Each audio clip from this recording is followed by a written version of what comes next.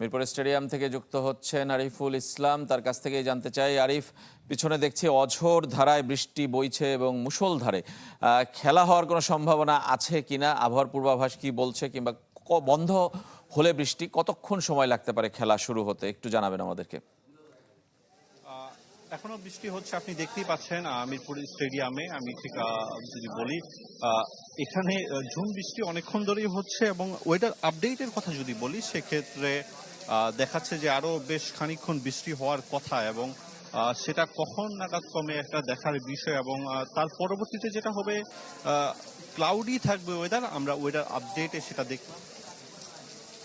আর এর থেকে বড় কথা যে এই বৃষ্টি যদি বাংলাদেশের পক্ষে যায়, যেহেতু বাংলাদেশে একটা ম্যাচ জিতে আছে এবং সিরিজ নির্ধারণী ম্যাচ আজকে, সেক্ষেত্রে এই বৃষ্টিটা আশীর্বাদও হতে পারে যদি কন্টিনিউ হয় এবং কখন নাগাদ আসলে কল্ড অফ হবে এটা যখন পরিদর্শন করবে কিংবা বৃষ্টি কমে, এখন পর্যন্ত যে সম্ভাবনা সেক্ষেত্রে এই ম্যাচটা হতে পারে, কারণ মিরপুরের যে ব্যবস্থা পানি নিষ্কাশনের সেটা ভালো। যদি এখন কিছুক্ষণের মধ্যে বৃষ্টিটা কমে যায় সেক্ষেত্রে কিন্তু বাংলাদেশের এই প্রেক্ষাপটে অর্থাৎ এই স্টেডিয়ামে খেলা কিন্তু সম্ভব আর কি, খুব দ্রুত সময়ে সেটা খেলার উপযোগী করতে পারে আমাদের মাঠ কর্মীরা।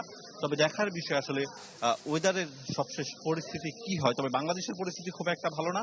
আর্লি আসলে 3টা উইকেট পড়ার কারণে কিন্তু চাপে রয়েছে। সেখান থেকে যদি ম্যাচটা শুরু হয়, নিঃসন্দেহে একটা পার্টনারশিপ প্রয়োজন।